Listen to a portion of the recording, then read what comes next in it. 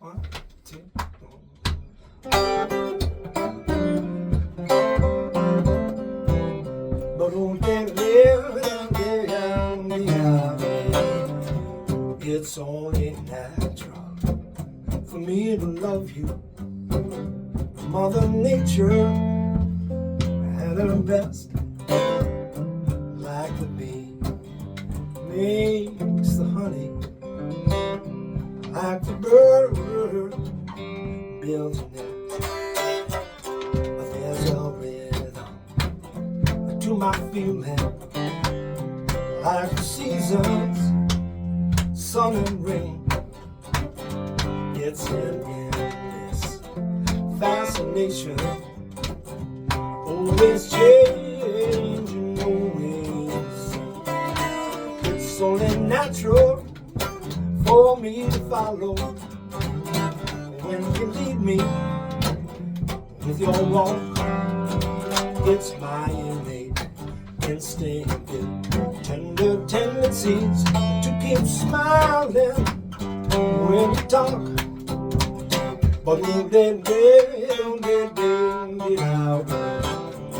so just relax, girl. It's only natural. Keep on doing like you do. There's no reason to sip the sweetness.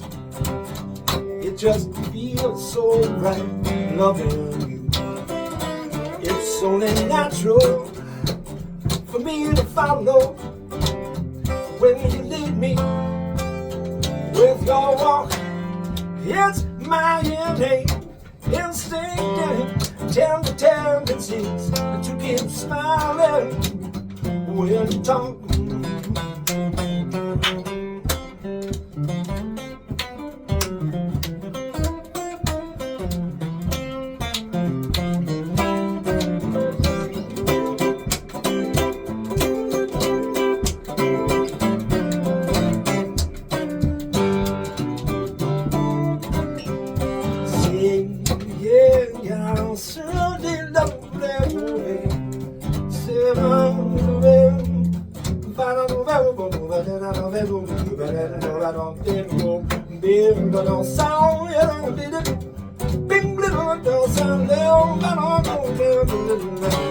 It's only natural for me to love you. Mother Nature at her best, like the bee makes the honey, like the bird builds a nest. But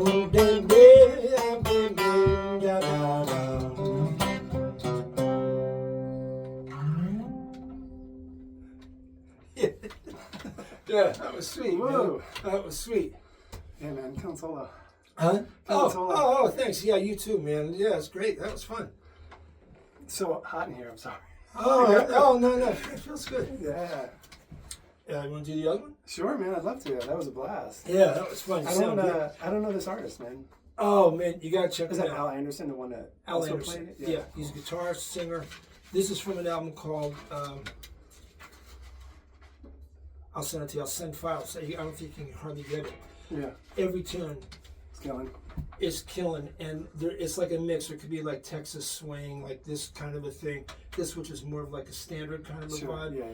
And there are some lovely harmonies, some beautiful orchestration, and like appropriate orchestration too. Mm-hmm. Like there could be something like with the Jordanaires singing in the back. Wow, cool. It's really lovely.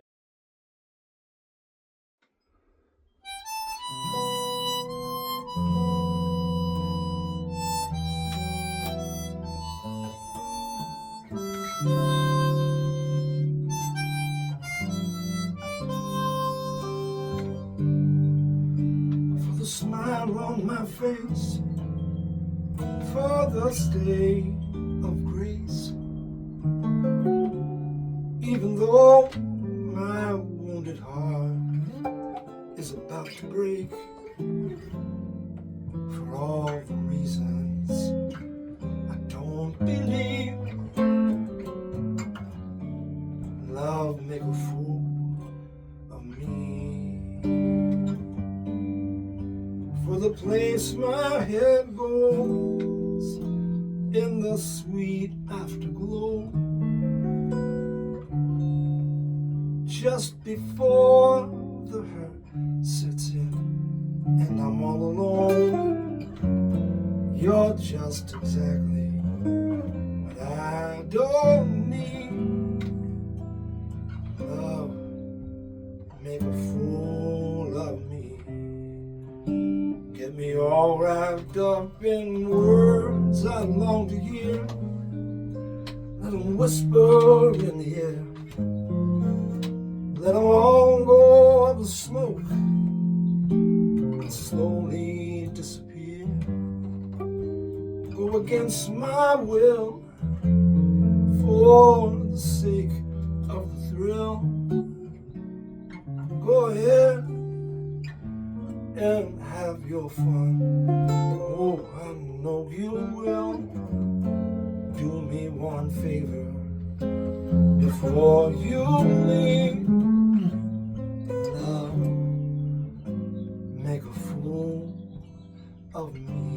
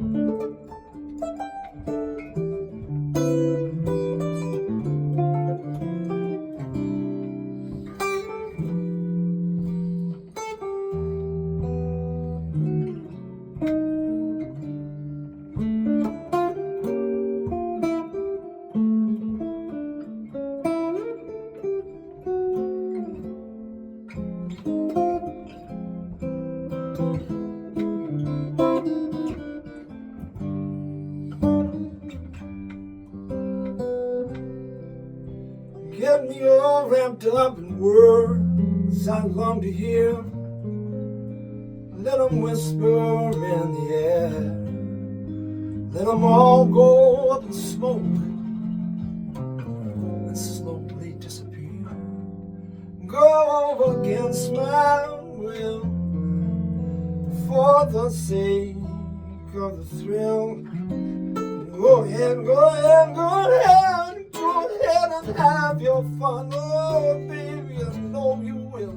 But do me one favor before you leave. Love, make a fool out of me. Love, love, love, love, make a fool of me.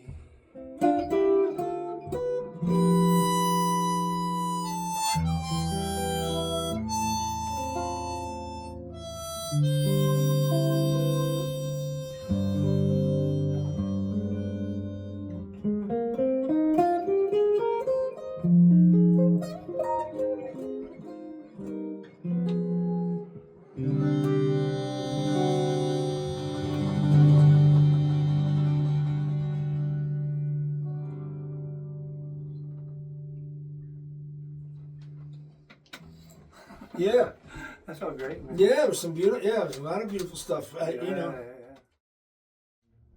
1, 2, 3. Beep, beep,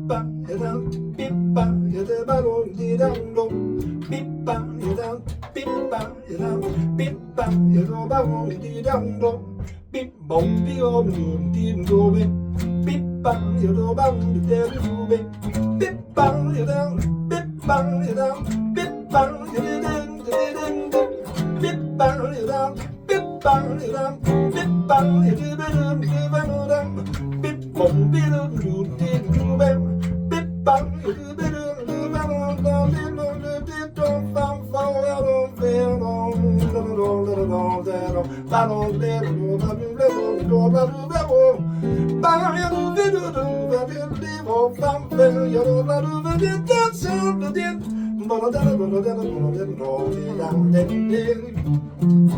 man.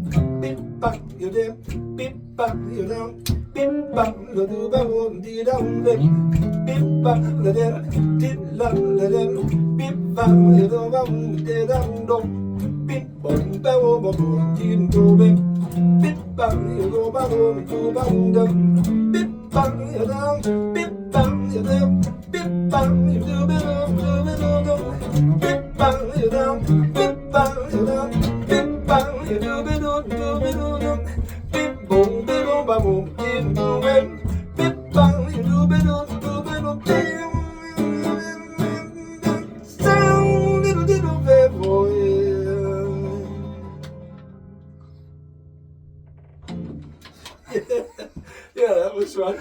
Man, That was fun. you're a drummer, right? That was like your first Yeah. thing? Yeah, I Yeah. feel it, man. Like with your sense of rhythm and your phrasing, Oh. is so great. Oh, yeah, thanks. Yeah, drums, yeah. I mean, I still play, but I think that, well, look, like we should all know some drums, like we should also know some piano. Yeah, And like Chick was a good drummer, Yeah. Joe Lovano's a good Yeah, yeah. drummer. There's, Dave Lehman is a kid. Oh, yeah. Yeah. It's really great. It's Yeah. really great. And I think that's oftentimes, well, sometimes, it's one of those, look, there's so many great things. I mean, there's so many great singers that aren't drummers. Most of them aren't, But it's a nice little thing to be able to add, Yeah. Especially in a band that starts to Yeah, romp yeah. a little bit more when everybody's kind of, You can hang, yeah. It's all yeah, there. yeah, it's cool. How often do you come to drums and as opposed to singing? I play maybe 2-3 times a month, something Oh, like that's really that. cool. Yeah. But singing could be that much, could be more. Right. It depends. That's amazing, man. Never know when That's amazing. we're unemployed or it's like, oh, I've been retired. I never got a watch. Nobody likes me. That's okay. Oh man, I guess it's over.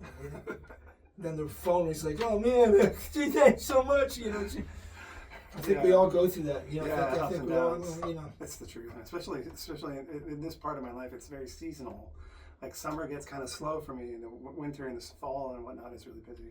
Yeah. Spring is really busy. I had somebody call me for like a house concert. I did a few of those, which are really fun, like with Riddle and Dean Johnson. They're really fun. And so he gave me 4 dates, and I checked, and so all those dates were open. I said, so we could do one, but please pick it soon, because it was in September sometime. And I said, that's kind of like a busy month. And don't you know, I got a call like within a day for one of the dates. It's just kind of fluky. It's not like I'm that busy that I'm like booked 7 months in advance. But it happened, and it turned out they picked the same date. And I said, geez, you won't believe it, but I really can't do the that same date. series? Yeah. They like whatever it was, September 13th, and we both picked the 13th. It's like, oh, let's do one of your other days. Those are still good, any one of those. Yeah. So he picked the 12th or whatever it was. I said, great, we can all do that. And I asked for 50% deposit, non-refundable. And the next email was like, well, it turns out the 12th isn't good, and the 4th and 5th don't turn out to be good. And I said, geez, I hope it's not because of the deposit. But you have to understand, for me to hold a date for 7 months and to ask 2 other musicians too as well, and I feel like I'm on the hook to them. Of course. I just can't say. Yeah.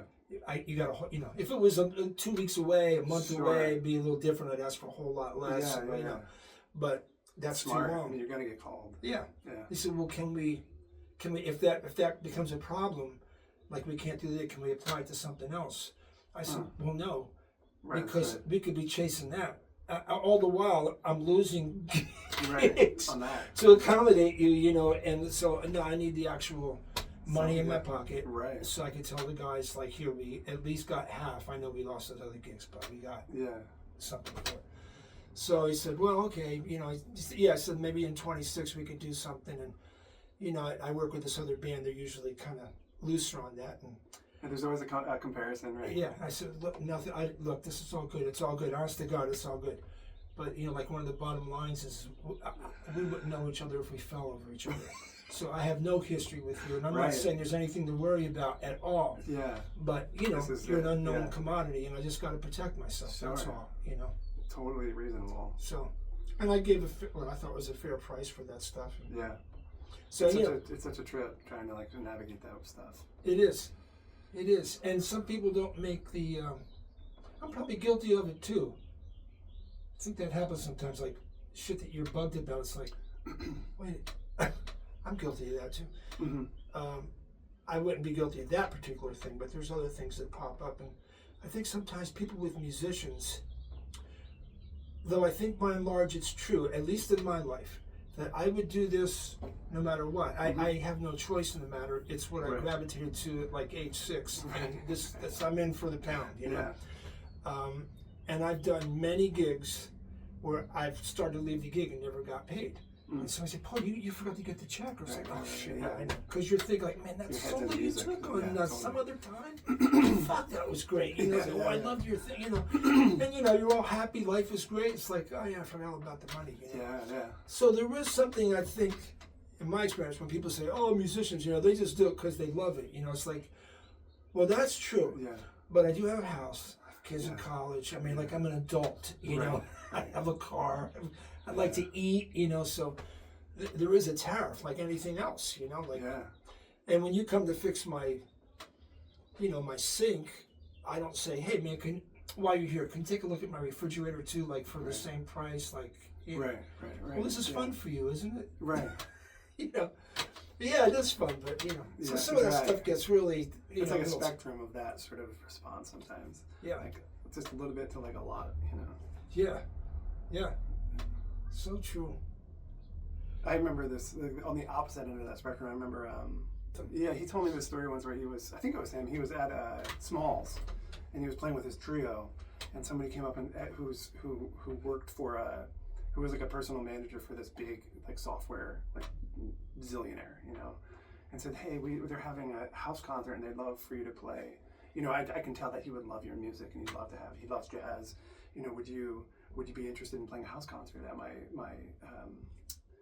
client's house? And I said, yeah, sure, you know, like, here's my card, give me a call, whatever. The guy calls the next day and he's on the phone with him. He says, all right, well, this sounds great. He went on logistics. He said, all right, well, what's your rate? It was like 5,000, you know, and he said, okay, what's your bass player's rate? And I was like, we're all 5,000. Yeah. Oh man, now that's great. And they did it, and it was all good. The guy has $1 zillion. It's nothing to him. You know? Sometimes that happens. I mean, it's happened in my life where there was this one lady I really loved. I still love her, and she would get me gigs, but I never knew what to charge. And you know, I might say, like, you know, for a trio or whatever, I might say, yeah, you know, give us $1,800 or something like that. And, you know, she wanted, you know, giving me $2,500 or something, you know, like this. And I did this one thing at resorts, and, you know, I was doing this, like, all-star jazz thing, and they were going to give me a budget, and I could bring in, like, you know, semi-famous names that I could afford. Well, like, I'd bring in people like John Swana, you know, people from Philly, that Tony Maselli, that people didn't really know, but they weren't stars, but they were great. You know?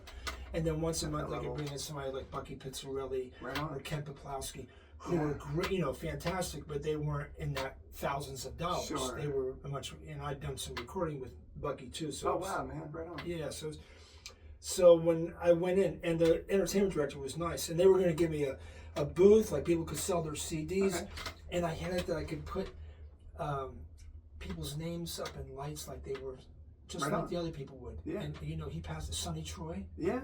he came in. I had his name. Oh, that's right. And I took him outside, and he just about cried. He said, oh my gosh! Yeah. Jesus Christ, Paul! How did you do that, man? Nobody ever does that. You know, it's like Tony, Sonny, you deserve to have you. Yeah. You know. So it was really sweet. But you know, as I'm negotiating, I'm like way down there. Yeah. And it's agent, like, she looks at me like, get the fuck out of here. You know. And so I just left, and she got me a great price that really made sense. Above what you were asking. Oh, like 3 times, 4 above what I was asking. It wasn't even close. She said, "You really have no idea what you're worth, do you?" I said, "Well, no, I always think like I'm asking too much. Yeah. You don't ask enough, you know, like you need to respect yourself and blah, blah, blah." It's like, and I had a great piano player friend who passed away, and he was working at the time. Well, he's working with Gary Burton and, Shirley Horn, so many great. But he was doing something for, really loved her too. She's not a singer, more of a stylist. Anyway, she hired George to be her conductor and, write a few arrangements. And when she asked George what he wanted, he said something like, it's $2,000 a week, okay. She just laughed at him. She said, "Look, you have no idea, right? You have no idea what you're worth." He said, "Well, I don't know, is that too much?" Or she said, "No." She said, "I don't know, something like, $5,000 is the minimum that this chair commands. Yeah. I'm asking you to conduct my band. I'm asking you to accompany me. I'm asking you to do arrangements, and you're telling me $2,000. Right. Go away, come back again, So he came back with another number. No, he didn't know about 5,000 yet. So he came back, I think he said 4 or 3, 3,500, and then she told him, 5 is the minimum that this job. You're forcing me to pay you more money. Yeah. You got to get an idea what you're worth. Man, I love those stories. Oh, they're great, Yeah. And I'm a real fan of, and try to do this whenever I can, though I still fall guilty sometimes, but, I like the thing of gifts without strings. When people do something for you because they want to do something nice. They're not looking for anything in return. They're not looking for you to even say thank you. Right. It's not even like, when I need a gig, man, I hooked you up with that thing. You know, it's nothing. It's like the goodness comes from because you did something nice because you wanted to for someone. That's the payment. Yeah. And I've had that happen to me a few times in my life where I didn't even know that somebody did something nice for me. I found out later. Oh yeah, the so-and-so told me about you. Like, really? Yeah. Man, you never told me. What? I mean, yeah. Well, man, you deserve it, and I don't want anything. Yeah. So I try to pay that forward. Every once in a while, I feel like, motherfucker, you can't say thank you. It's like it's like holding a door for someone. Can you just nod? Something. Like I Acknowledgement. Anything.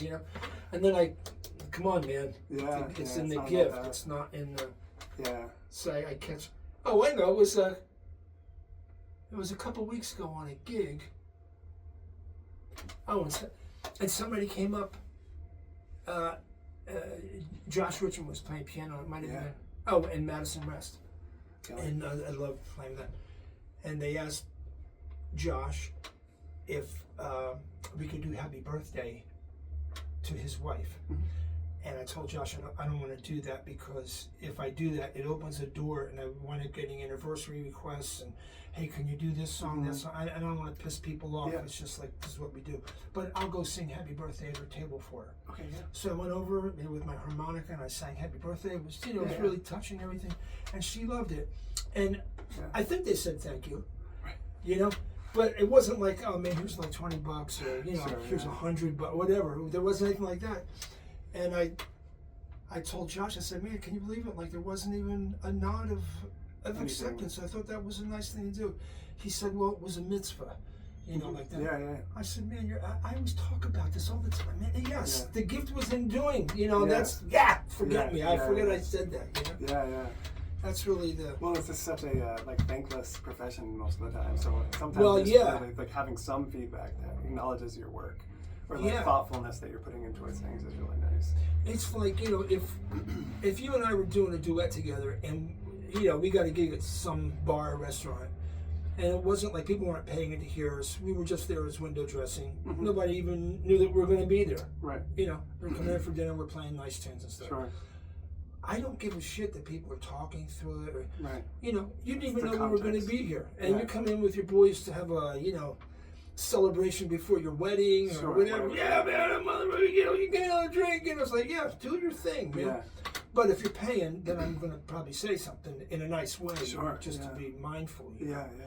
So I think there's, you know, you pick your times. There's some people I know, like, they just feel like everybody's listening to everything they're doing at all times. It's like, you got to get a different gig. Yeah. That's not going to happen here. Yeah. Because if I stumbled in unexpectedly, I'd be somewhat, you know, because I understand what the gig, I understand.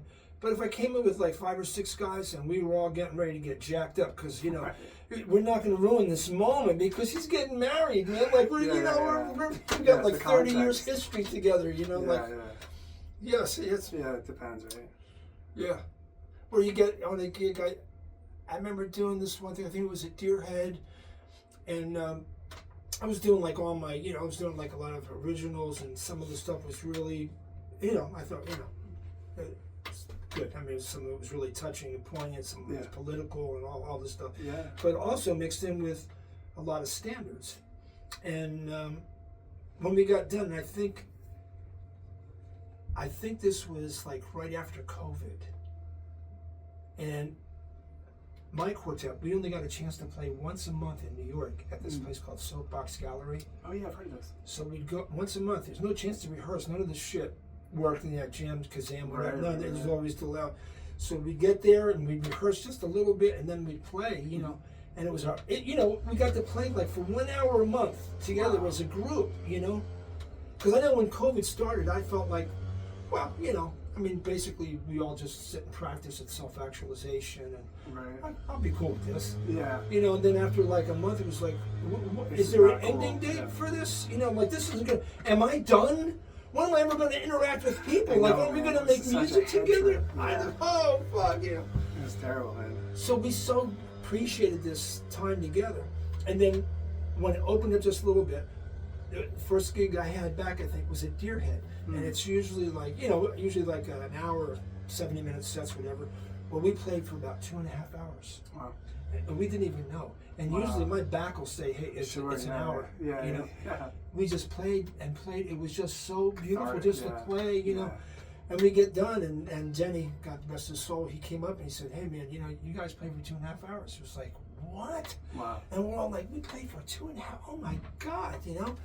And some lady came up, she said, hey, could you do a Sinatra tune? Huh.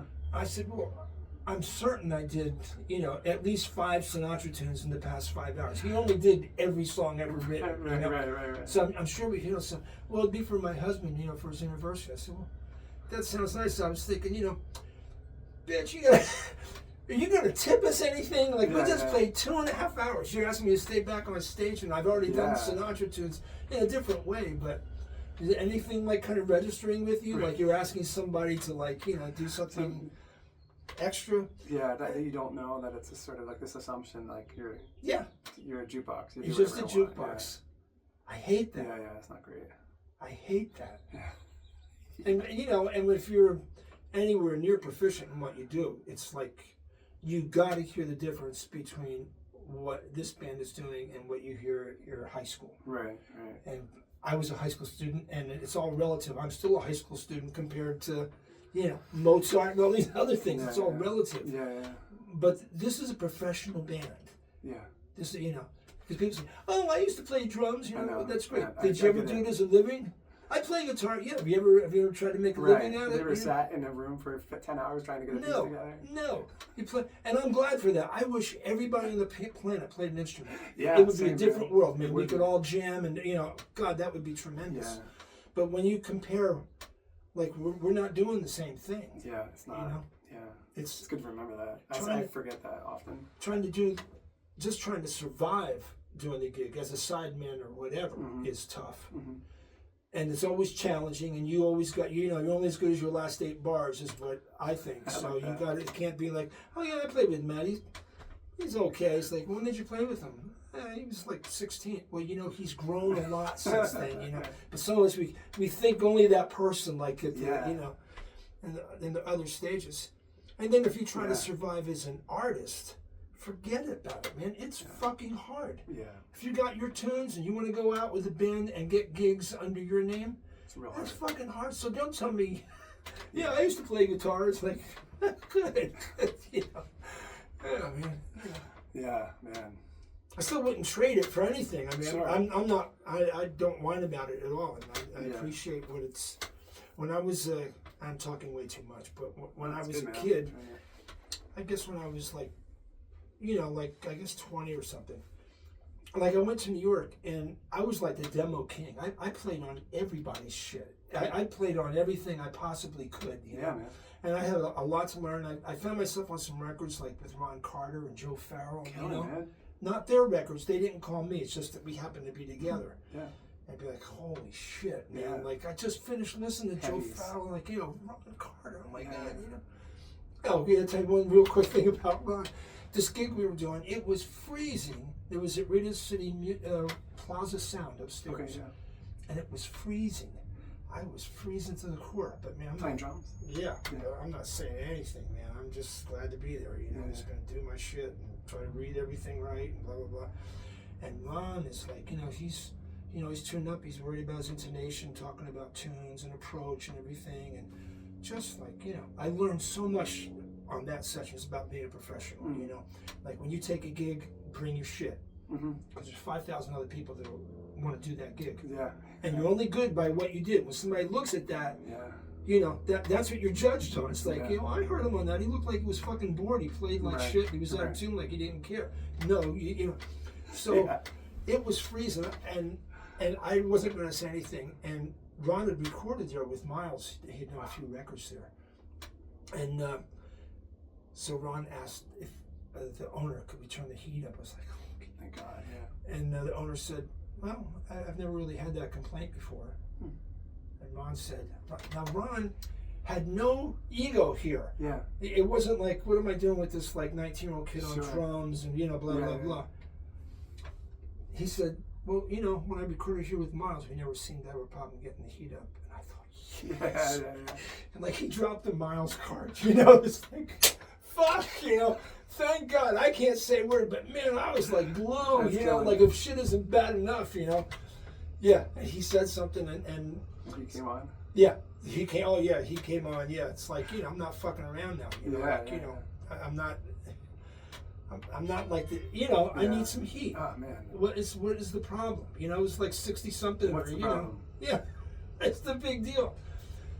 But man, what a great time to like drop the Miles card, and I felt like, oh man, this is so great. And I learned then too, like when you take a gig, bring your shit. You know, be prepared, do your homework, and do the best you can. Don't come in with an attitude like, well, it's just a pop gig. I don't really give a shit about it. And, you know, the piano player's not good. Yeah, bread's not good enough. So don't bring all that shit in. Yeah. You just you commit and your word is there. You've got to be there. Absolutely. I remember years ago I did this recording session in Brooklyn. Like I was doing this project where I was doing music every month and recording it, and it was with string quartet, guitar, bass, and drums, and a couple wind instruments. And it was at the same studio. It kind of got into like a groove. And there was a violin player who couldn't make it one month, and so I called like a friend, somebody. I got this guy came out. I haven't thought of this story in years, and I was writing all the music and copying it all out and getting all the parts and doing all the logistics. So I was just like thinking of a million things, you know. And the bread wasn't good, you know, because there was 12 people every single month, and most of it was coming out of my pocket. And so I think it was like $125 or something. You know, like do a rehearsal for 2 hours, record for 2 hours, and it was all original, and everybody dug it. It was fun. This violin player showed up who I didn't know, and he showed up, and he came a little late. It's cool. Come on, get settled. Can I get you anything? You know, great. Here's the music. Played a couple notes, you know, and then like I had to go into the studio, and the guy hadn't taken his instrument out, so he hadn't have played with him just yet. And he came back in. He's like, Matt, I think I need more money to do this thing. I need more money. And I was like, well, what were you thinking? And he's like, you know, like $300. And we had agreed previously that this would be $125. Yeah. This is the gig. You can not take it if you don't want, you know. And this is the only time I ever did it. I was like, I totally understand, man. And I just reached out my hand and I said, you know, maybe next time. Thanks for coming. Yeah. And he was so caught off guard because he really thought like I was stuck because the session is now. Yeah. And I needed him. Yeah. So we just did it as a string trio, and it was great. And he was sort of like, oh, okay. He didn't know what to say, so we split. It's like, fuck out of here, man. Now you're here, the vibe is gonna suck because you're trying to do this thing, you know? Yeah. Don't want that. Take your sorry ass out of here. You know, when I played Deerhead, I always guarantee everybody $100 minimum. But I always split. It's a door gig. Really, yeah. So I split everything. And I've been there for a long time. When I first started there, I would go in the hole. Mm-hmm. Right? So if I asked you to play, you know, there's right, $100. There's like 8 people here. Here's $100. Yeah. Times 3. I'm out $300. Yeah. Plus what it cost me to get here, blah, blah, blah. So, you know, maybe I'm out $400 or $500 total. Mm-hmm. You know? And then little by little it started, you know, picking up, and I got, you know. So now, I mean, I can have a quintet in there and pay everybody almost $300 each. It's great. It's fantastic. Yeah. But it's still the same rule. So if I call you, I tell you the same. I just told Jay the same thing. You know, like if only crickets show up, guarantee $100. Yeah. But we can split everything, you know, and that situation hasn't happened in a long time. Yeah. That's great. But you know, that's what it is. And most of the time, you know, like I'm here in the same spirit that I've been in all my life. Like, oh man, that day was really great. You know, yeah, this will be fun to do. What a beautiful way to spend, you know. Yeah. And you know, come in and make some music. I'm not here for like, well, what's it paying? Right. What? You know. Or when I was younger, when I was a kid, you know, really like, you know, shedding 10 hours a day and really, you know, full of myself. You know, I would charge if somebody wanted to just jam. Really? Like, well, I need $100 to walk out of my house. Wow. You know, it was so bullshit, you know. But you know, fuck, man. Like, I'm here to play. I'm a professional. You're just kind of toying around. Yeah. And you're gonna play with a professional drummer. So yeah, I'll come out. You gotta pay for that. Yeah. But you know, I think when you hit a certain level, you know, it's always about the music. It's always about playing music. I don't have any problem paying somebody that needs the money. That's the other thing, you know, we were saying before about studying, doing the best that you can. That's what one of the biggest things I found different from living in New York and other places. It's not as pervasive now. And I'm not saying that this was 100% because there's no absolutes. But by and large, if I call somebody in New York, if I know them, I don't know them, just like that, I send them the shit. They know the shit. When they come in, they know the shit. It's not like, oh man, I didn't get a chance to look at this, or you know, oh, is that in B flat? You know, I thought maybe the tape was in E flat. No, so, you know, they really come in like really true, fucking smoking, man. You know, and I love that. I just love that. I'm doing something with Paul Bolenbach. You know Paul? Oh man, I love him so much. And the first gig I did with him, I sent him some of this more fussy stuff, you know, and I sent audio, and there was one thing. You know, it was like in 4, 6, and 5, all this shit, you know. And he called me and said, hey, man, I'm listening, and that bar 37, you say play 5, but it's, or you say play 6, but it's actually bar 5, I think. And I thought, motherfucker, you know, bar 37. Oh my God. And I looked, it's like, Paul, you know, I sent you the wrong audio file. It is a bar 5. It's not a bar 6. That was before I moved it. You know. Oh my God! You know, and then come in and just have all this shit fucking nailed. You know. Yeah. I mean that's you're right. That is a New York like. Because I think it's. Well, I know it's a sign of respect, not just for you. Yeah. It's respect for the music, and it's also respect for yourself. So here's how I'm carrying myself. Yeah. I respect me. Mm-hmm. I respect me enough. Yeah. You know. I'm out here for nothing to do the music because I respect you, but you know, you'll understand why when I ask you for $700, why I'm doing that, you know, or whatever the case may be. But man, I love that. That's true. And there's some. I did a gig with a bass player in Philly. I do this lovely song called Marie by Randy Newman. I love him. Marie? Yeah, I love that too. Marie. Yeah. I love Randy Newman. Oh, me too. Anything that guy ever did. Me too. He's like my favorite American writer, I think. I have, God, I do so many of his tunes. So I do that, you know. Yeah, you look like a princess tonight. It's such a such a composition, you know. There's no soloing. It's just I love you the first time. I saw you. I always will love you. it's coming from someone like, you know, who can only be drunk to tell the person he loves what he really feels. Yeah, like that. Yeah. It's fucking heavy, man. Yeah. And when I do this live, I'm telling you, people are crying. You know, I mean, you know, I love that. I gave my arrangement to a lady, and her name was Maria. I said, "Here, you take it." She said, "Oh my God, I can't believe you would give that to me." You know, like, oh, it's a great song. So, in the intro, with strings. So I wrote an arco for upright. Okay. Because I don't play with the cellist, I don't play with strings. Did it for upright, and I wrote it in treble clef because it's kind of up there.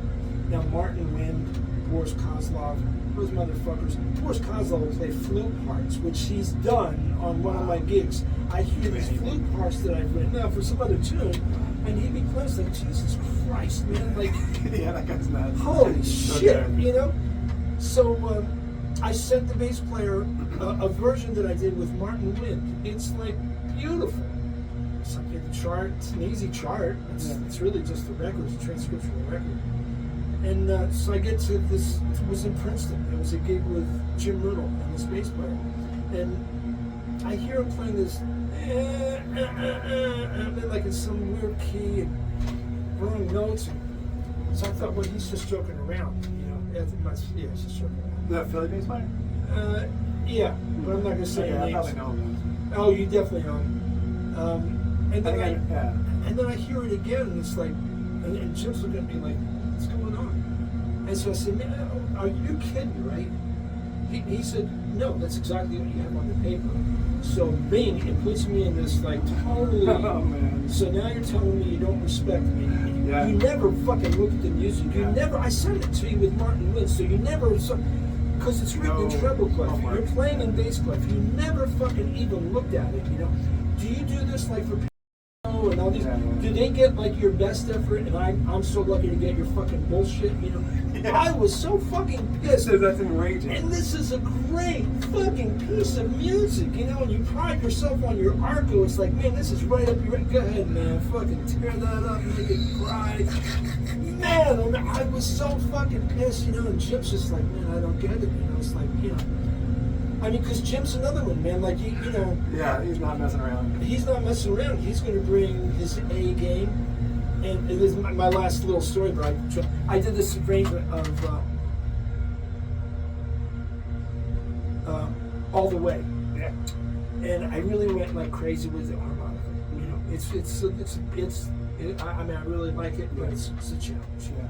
And so I'm picking very carefully where I'm doing like upper extensions and not and all this stuff and how things are working. And you know, I think I had a key change in it. It's really, it's more like movie like. I'm really proud of it. So it goes to this whole thing, and the last chord is an E.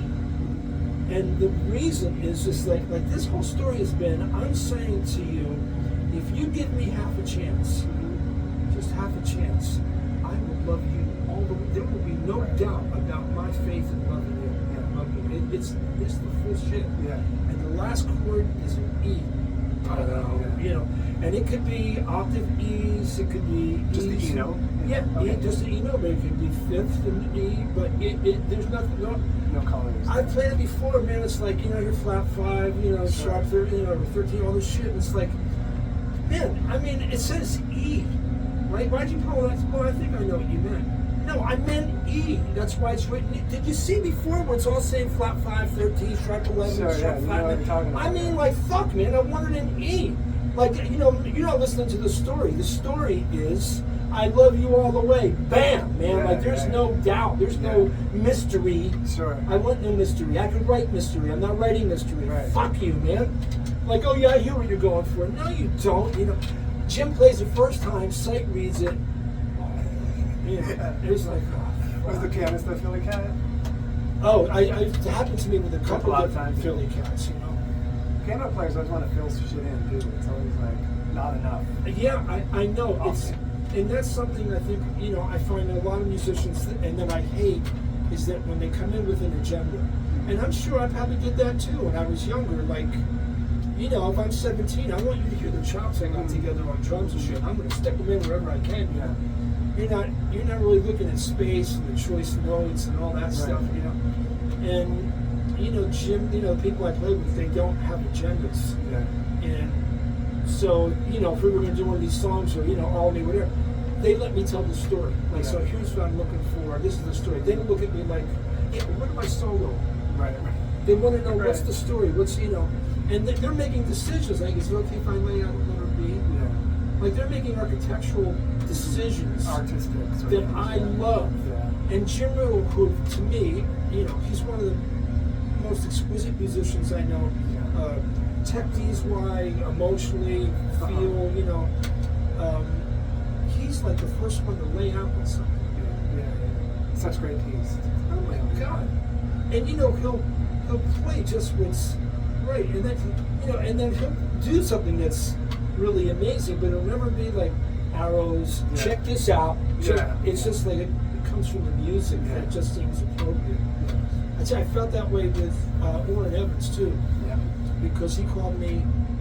I tried to be friends with him. I tried to befriend him for about a year after hearing him, and we just never hooked up. I thought, hey, he just doesn't dig me or whatever.